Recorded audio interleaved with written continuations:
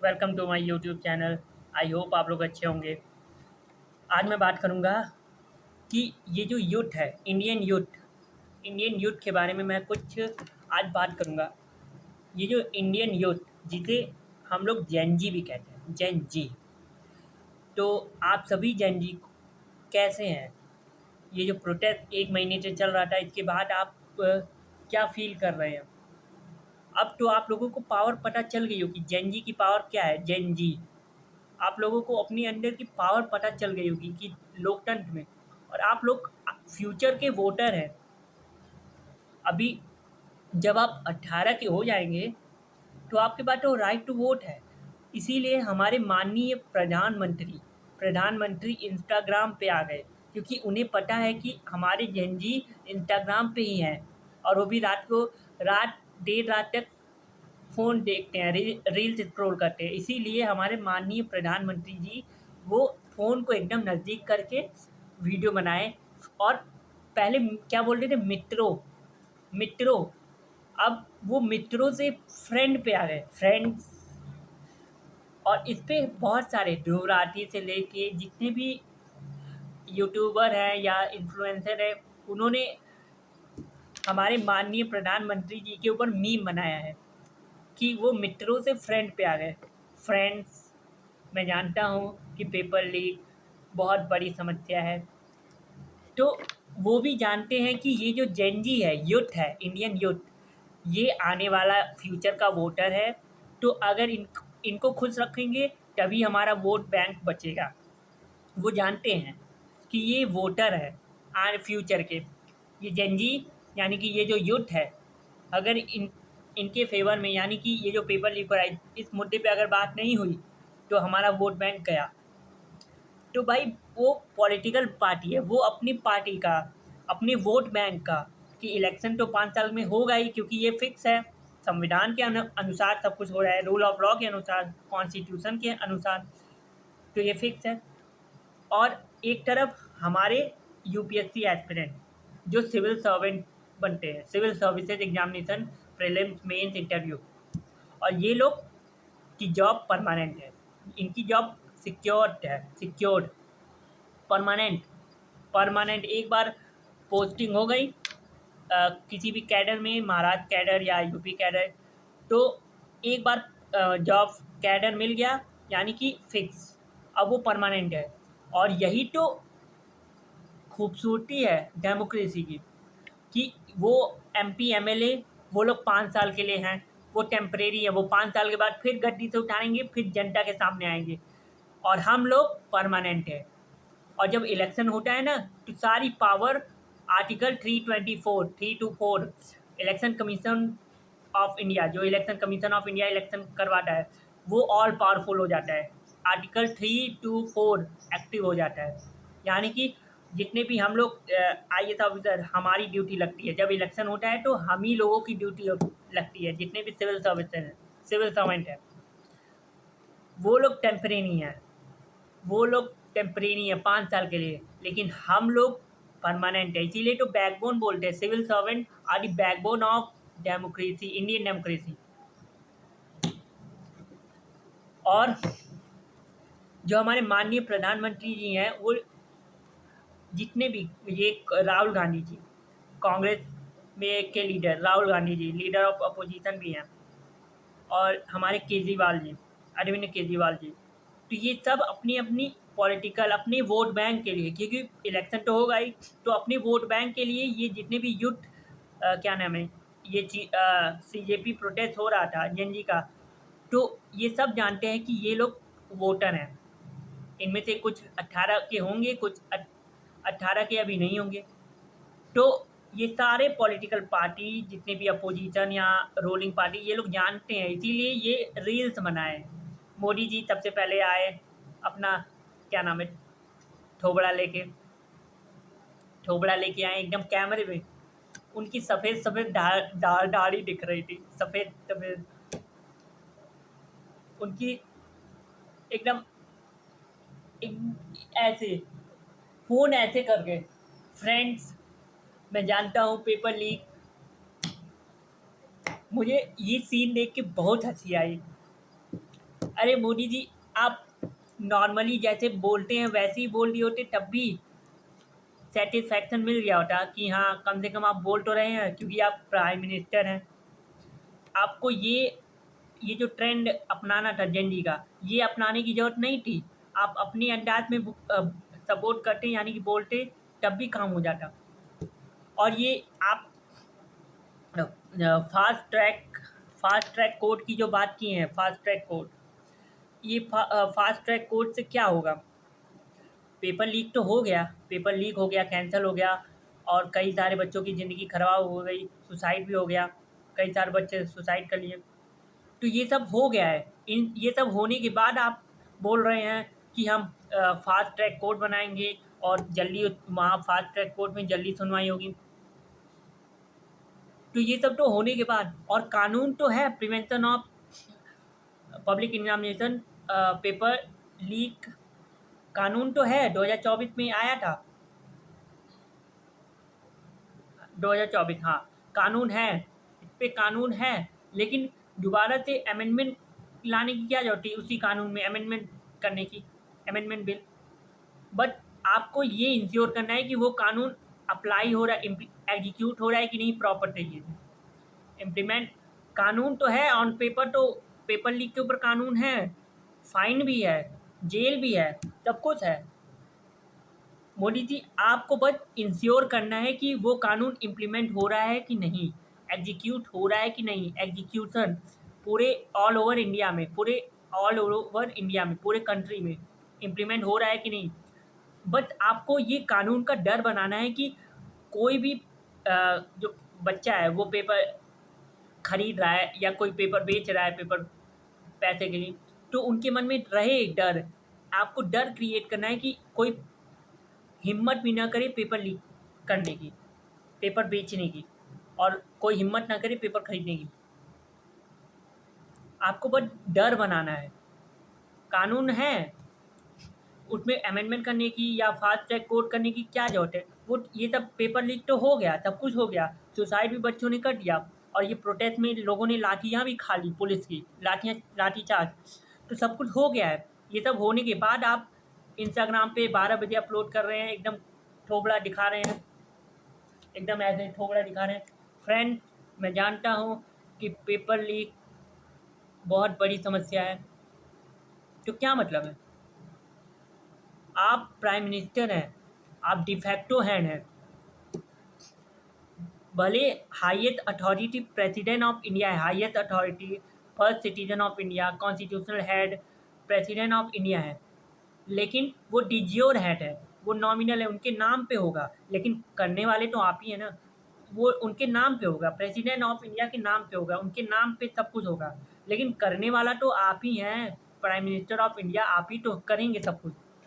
तो जैसे आप अटैक होता है, अभी पहलगाम में अटैक हुआ था, तो आपने ऑपरेशन सिंदूर ये सब किया था, तो जिस तरीके से आपने डिफेंस में काम किया, मतलब पाकिस्तान को मुंह तोड़ जवाब दिया, वैसे ही ये जो एग्ज़ाम लीक हुआ है, पेपर लीक हुआ है नीट का, और सबसे बड़ी बात, एनटीए में रिफॉर्म करिए, एनटीए, नेशनल टेस्टिंग एजेंसी, उसको एक स्टैट्यूटरी बॉडी बनाइए, स्टैट्यूटरी बॉडी बनाइए, और उसको ज़िम्मेदारी दीजिए कि तुम लोगों के ऊपर इतने सारे बच्चों के एग्ज़ाम करवाने की ज़िम्मेदारी है, और क्वेश्चन पेपर की ज़िम्मेदारी है कि क्वेश्चन पेपर कहाँ प्रिंट हो रहा है, ये सब प्रॉपर सिक्योरिटी के साथ। नॉर्थ कोरिया को देख लो, कितना छोटा है, वहाँ पे एक क्वेश्चन पेपर को कितनी सिक्योरिटी मिलती है। एक बार नॉर्थ कोरिया को देख लो और इंडिया का ये देख लो सिनेरियो, पेपर लीक। जब पेपर एग्ज़ाम होता है तो क्वेश्चन पेपर प्रिंटिंग, जहाँ प्रिंट हो रहा है वहाँ से लीक हो सकता है, जितने क्वेश्चन पेपर बनाए हैं वही करप्ट हो सकता है। तो मेन प्रॉब्लम ये है करप्शन की। तो सब, अगर आप करप्शन ठीक कर दोगे, माननीय हमारे प्रधानमंत्री जी, अगर आपने करप्शन को ठीक कर दिया, एंटी करप्शन कानून भी है, एंटी करप्शन लॉ भी है, लेकिन करप्शन हो रहा है, उसके बाद भी हो रहा है। तो हमारे जो आप हेड हैं, हमारे देश के राजा हैं, भारत के राजा हैं, क्यों हैं? क्योंकि हमारी वजह से, हमारे लोगों की, हमारे जो रिप्रेजेंटेटिव है पार्लियामेंट में, लोकसभा में, उनकी वजह से आप प्राइम मिनिस्टर हैं। एनडीए लेड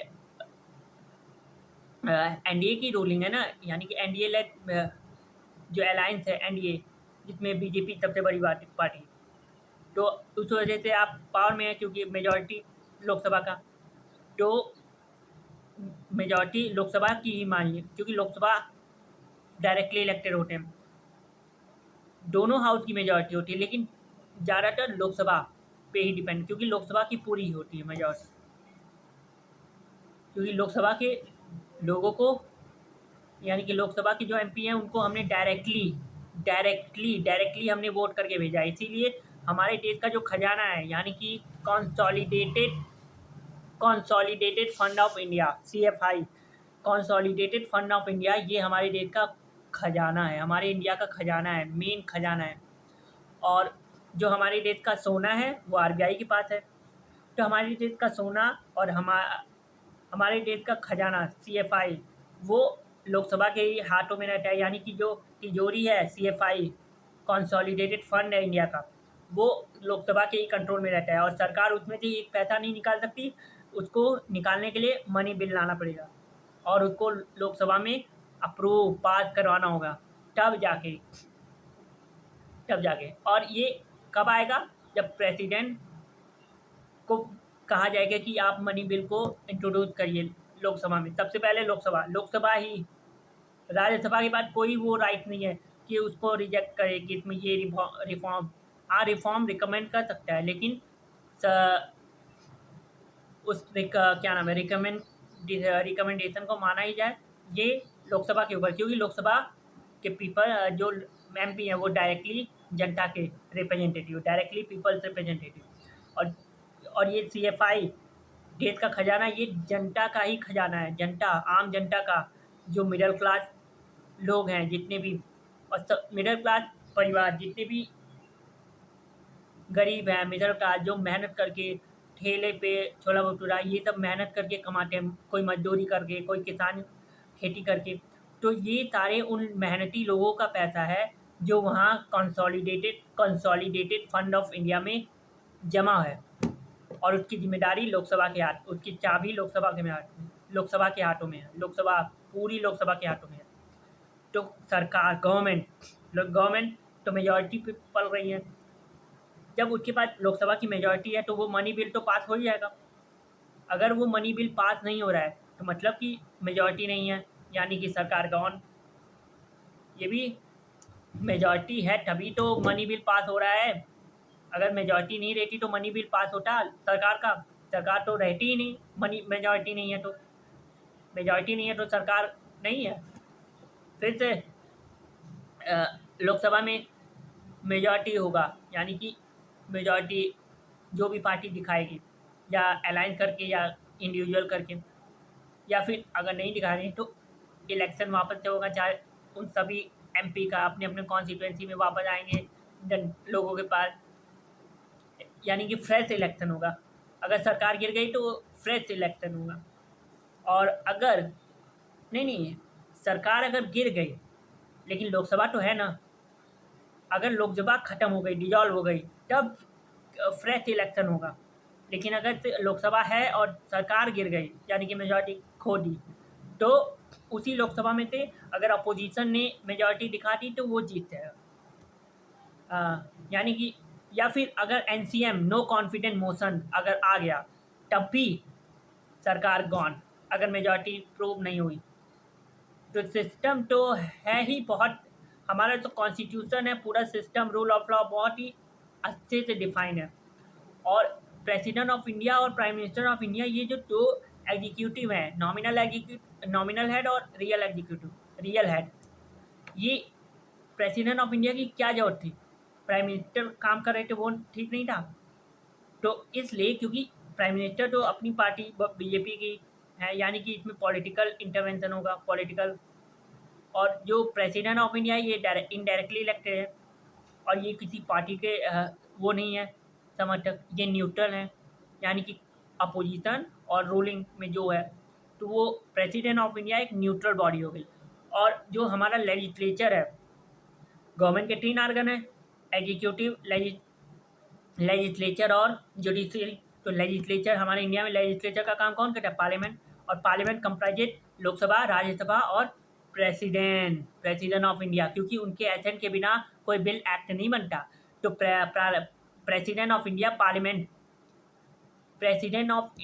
पार्लियामेंट का ही हिस्सा है, इंटीग्रल पार्ट है, पार्लियामेंट का ही हिस्सा है। अगली बार कोई पूछे तो बता देना कि पार्लियामेंट का ही हिस्सा है, पार्लियामेंट का ही हिस्सा है। कौन? प्रेसिडेंट ऑफ इंडिया, क्योंकि उनके एसेंट के बिना कोई बिल एक्ट नहीं बनेगा। अगर वो एसेंट नहीं दे रही है तब तो वो बिल का कोई इम्पोर्टेंट नहीं है। जब तक कि उनका एसेंट, उनका साइन, प्रेसिडेंट का साइन नहीं है, उस बिल का कोई वजूद नहीं है, क्योंकि साइन नहीं है प्रेसिडेंट का। और अप्रूव अगर हो गया, एसेंट हो गया, साइन हो गया प्रेसिडेंट ऑफ इंडिया का, तब जाके वो एक्ट बनता है। तो ये पूरा प्रोसेस होता है पार्लियामेंट में। और पार्लियामेंट का अटूट हिस्सा है, वो पार्लियामेंट का हिस्सा है, क्योंकि लॉ बनाने में उनका, अब वो जो लॉ बना है उसको एग्जीक्यूट करने का काम सरकार का है, गवर्नमेंट का है। गवर्नमेंट के सभी मंत्रालय का मिनिस्टर, जितने भी मिनिस्टर हैं, एजुकेशन पे कोई बिल है या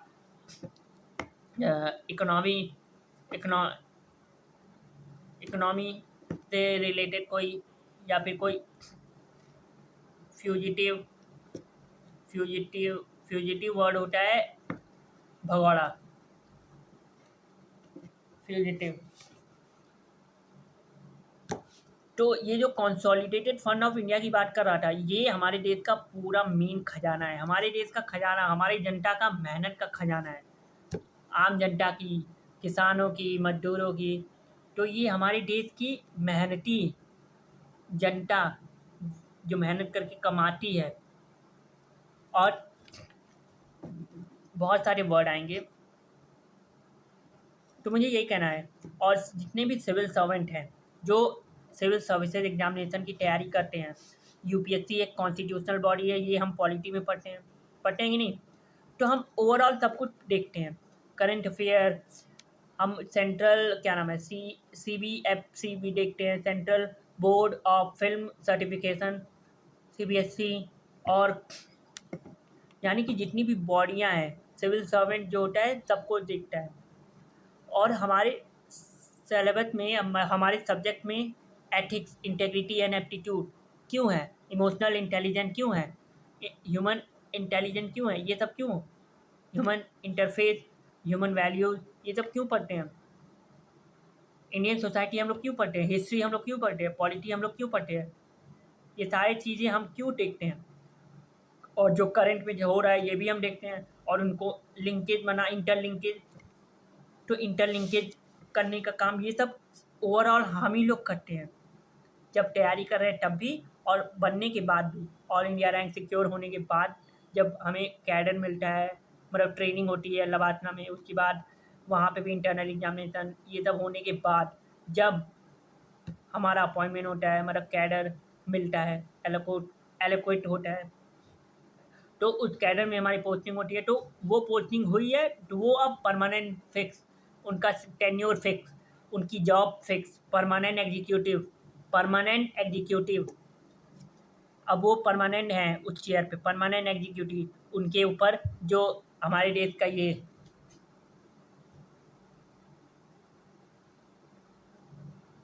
एम्बलम, हमारे देश का सिन, बहुत इम्पोर्टेंट है। और ये हर एस्पिरेंट का ड्रीम होता है, सपना, हर एस्पिरेंट का, एवरी एस्पिरेंट।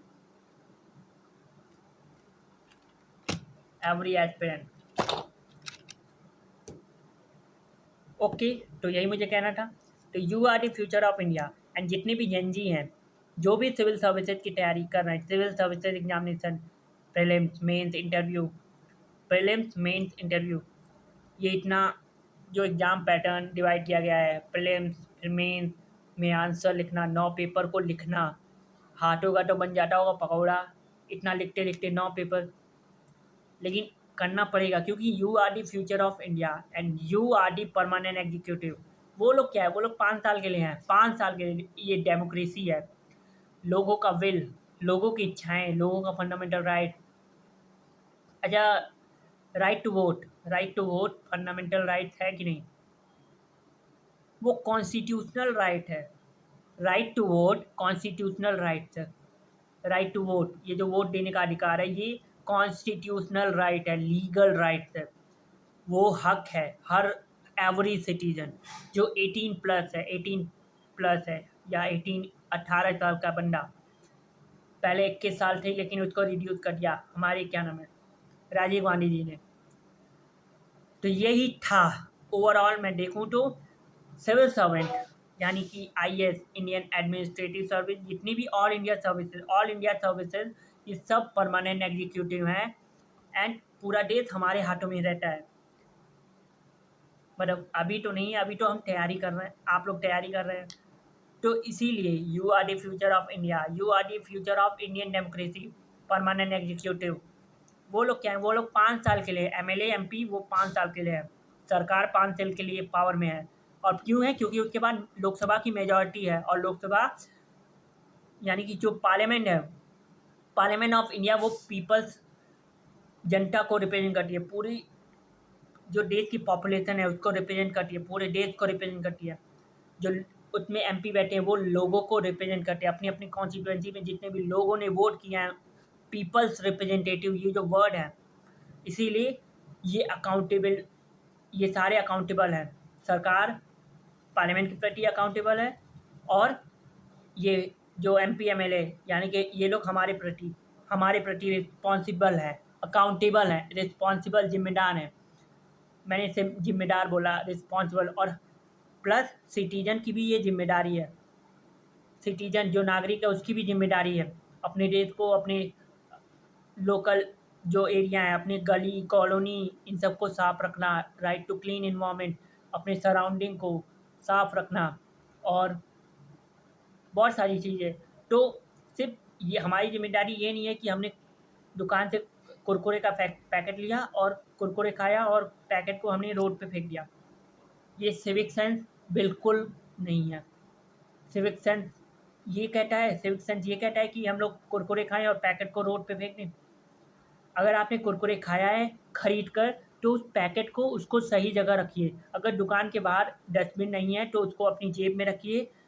सिविक सेंस ये कहता है कि कहीं भी आपको डस्टबिन मिले, उस डस्टबिन में डालिए। और कहीं भी आपको अगर कोई ऐसे बॉटल या प्लास्टिक, तमिलनाडु में देख लीजिए, सीएम विजय ने एक प्रॉपर मशीन लगाई है।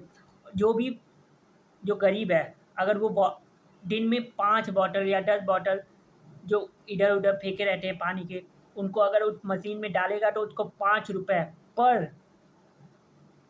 पर बॉटल मिलेगा। तो सोचें कितना बॉटल डालेगा तो उसको कितना मिलेगा। यानी कि एक गरीब बंदा भी अब अमीर हो सकता है। तमिलनाडु की बात कर रहा हूँ। यानी कि इससे सफाई भी हो जाएगी, और जो बॉटल है वो रिसाइकल हो जाएंगे, प्लास्टिक बॉटल। तो सीएम हो तो विजय थालापति जैसा, वरना ना हो। बाकी सीएम की राय आप लोग बता दीजिए। अपने अपने स्टेट के जो सीएम है उनका जो भी वो लोग करते हैं, उनके बारे में आप लोग बता दीजिए, वो लोग क्या कर रहे हैं अपने अपने स्टेट में। और तमिलनाडु का तो मैंने बता ही दिया। तमिलनाडु के जितने भी लोग हैं, अगर वो भी इस वीडियो को देख रहे हैं, तो आप लोग अपने सीएम की जो अच्छी चीज़ें हैं वो बताइए। अगर वो गलत कर रहे हैं तो वो भी बताइए। तो और जो हमारे देश के प्रधानमंत्री है, उनका तो आप सभी जानते हैं, वो फ्रेंड्स, मैं जानता हूँ, पेपर लीक, मतलब एकदम फ़ोन को चिपकाने की क्या ज़रूरत थी। सही में हंसी आ रही है। मोदी जी, आप प्राइम मिनिस्टर हैं और आप अपना मजाक खुद ही बना रहे हैं। और ये जो जनरेशन है, जेन जी, ये आपको कभी वोट नहीं करेगी। इलेक्शन में आपको कभी वोट नहीं करेगी। बीजेपी और एनडीए, इनको तो कभी वोट नहीं मिलेगा। ये मैं लिख के दे रहा हूँ, गारंटी। ये जितनी भी जनरेशन है, जेन जी, जिन्होंने लाठियाँ खाई हैं इस सरकार में, वो भी हमारे इन कैपिटल में, नेशनल कैपिटल में लाठियाँ, वो भी दिल्ली पुलिस, कैपिटल सिटी की जो पुलिस है, उन्होंने लाठियाँ चलाई है। तो सोच लो, ये जेन जी अभी जवान है, 18 प्लस का होगा ही होगा, 18 प्लस का तो होगा। और वहाँ जितने भी लोग हैं वो तो बोल ही रहे होंगे कि आप इलेक्शन में तो इस पार्टी को तो वोट नहीं देंगे, इस पार्टी को वोट नहीं देंगे, तो आपका वोट तो डाउन हो ही गया है। आपको क्या जरूरत थी रील्स बनाने की? आपने अपना वोट गिरा दिया है, क्योंकि जेनजी की बात आपने नहीं सुनी। जेनजी ये छोटे मोटे जेनजी नहीं है। अगर ये अपने पे आ गए, धर्मेंद्र जी का इस्तीफा ले लिया इन्होंने, ये जेनजी ने धर्मेंद्र प्रधान जी का इस्तीफा ले लिया, इस्तीफा, तो आप किस खेत की मूली हो? आपका भी ले लेंगे। आपका लेंगे क्या? आप तो प्राइम मिनिस्टर हो। अगर आप इस्तीफा दोगे तो आपकी जो काउंसिल है वो भी, यानी कि सरकार पूरी खत्म, फिर इलेक्शन होगा। और प्रेसिडेंट ऑफ इंडिया ही तो अपॉइंट करती हैं आपको। आपके पास मेजॉरिटी थी तो प्रेसिडेंट ने आपको अपॉइंट किया प्रेसिडेंट ऑफ इंडिया। तो किस बिहाफ पे आप, इसी को बोलते हैं power of separation, checks and balance, इसी को बोलते हैं। हमारा जो सेपरेशन ऑफ पावर है वो बहुत बढ़िया है, चेक्स एंड बैलेंस काम करता है हमारे देश में। Checks and balance, checks and balance, ये वर्ड इंपॉर्टेंट है, याद रखना। ये जितने भी वर्ड मैंने बोले हैं, चेक्स एंड बैलेंस और परमानेंट एग्जीक्यूटिव, टेम्परेरी एग्जीक्यूटिव मतलब 5 साल के लिए, 5 साल के लिए काम करो, फिर नीचे गद्दी से नीचे उतारोगे और फिर जनता तुम्हें वोट करेगी। अगर अच्छा काम किए हो 5 साल तो वोट करेगी, लेकिन अगर नहीं किए हो तो भूल जाओ अपना वोट। और ये जो फ्री बीज कल्चर बांटते हो ना, फ्री में ये दे दिया, इलेक्ट्रिसिटी दे दिया या पैसा दे दिया, फ्री बीज कल्चर से हमारी इकॉनमी गिरती है। जो सरकार अभी जो सरकार पावर में है उसके ऊपर कितना कर्ज है पता है? आप लोग गूगल करिएगा कि ये जो करंट गवर्नमेंट है, एनडीए लेड, जो बीजेपी लेड अलायंस है, बीजेपी लेड अलायंस यानी कि नेशनल डेमोक्रेटिक अलायंस, एनडीए जो रूलिंग में है, उसके ऊपर कितने का कर्ज है, कर्ज, डेप्ट कितने का है, बोरोइंग उतने, कितने उधार लिया है, उधार। ठीक है, आप लोग देखिएगा, गूगल करिएगा, ऑफिशियल डेटा आपको मिल ही जाएगा कि वर्ल्ड बैंक या IMF से इन्होंने कितने का लोन लिया है। आप लोग गूगल करके मुझे बताइएगा ये करेंट गवर्नमेंट ने कितने का लोन लिया है और अभी तक वो लोन चुकाया नहीं है। उनको क्या है, वो 5 साल के लिए है, 5 साल के बाद फिर वो हट जाएंगे, क्या पता कोई और आ जाए। तो जो वो कर्ज है, बोरोइंग है, वो तो इस गवर्नमेंट के ऊपर आएगी जो अभी बनी है नई नई, क्योंकि लोन, ये जो उधार है ये तो गवर्नमेंट ऑफ इंडिया ने ही लिया है, इंडियन गवर्नमेंट ने लिया है। तो गवर्नमेंट, जो पॉलिटिकल पार्टी है वो बीजेपी हट गई, यानी कि वो कर्ज अब इस गवर्नमेंट के ऊपर आ गया, क्योंकि इंडियन गवर्नमेंट के जो ये टैग है इंडियन गवर्नमेंट का, इसी के बिहाफ पे लिया है कि हम इंडियन गवर्नमेंट है, हमें वो चाहिए उधार। तो वो लोन तो अब नई वाली सरकार के ऊपर आ जाएगा।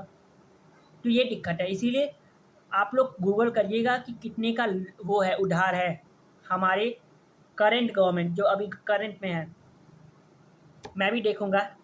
तो आधे घंटे की वीडियो हो गई है, ओके, आधे घंटे की वीडियो है, आप लोग आराम से देखिएगा। इसमें मैंने पूरा बात किया है कि सिविल सर्वेंट का क्या रोल है डेमोक्रेसी में। ये लोग परमानेंट होते हैं, इनकी जॉब परमानेंट है और इनके पास लैक ऑफ एक्सपर्टीज़ नहीं है, इनके पास बहुत एक्सपर्टीज़ है। इतना सारा सिलेबस, सब्जेक्ट, इतना सारा पढ़ने के बाद, एग्ज़ाम देने के बाद, इतनी बार अटेम्प्ट देने के बाद उनका मैच्योरिटी लेवल तो आना ही चाहिए, क्योंकि इतनी बड़ी पब्लिक, इतनी बड़ी जनता की जिम्मेदारी आपके ऊपर होगी, सिविल सर्वेंट आपके ऊपर इतनी बड़ी जनता की जिम्मेदारी होगी, तो कुछ तो मैच्योरिटी आना चाहिए, मैच्योरिटी लेवल। और मैच्योरिटी कोई दुकान पे ऐसे पाउच में नहीं मिलता है कि 1 ग्राम में ले लो, 2 ग्राम ले लो, कोई पाउच में नहीं मिलता है, ये अपने आप आएगा जब आप current affair, the editorial article the Hindu के देखेंगे। और ये द हिंदू मेंस के लिए इम्पॉर्टेंट है, क्योंकि इसमें कीवर्ड आते हैं इम्पॉर्टेंट। तो होप सो, थैंक यू, जय हिंद, जय भारत। मिलते हैं एक नए लेक्चर में, नए वीडियो में, तब तक के लिए स्टे ट्यून। थैंक यू, जय हिंद, जय भारत।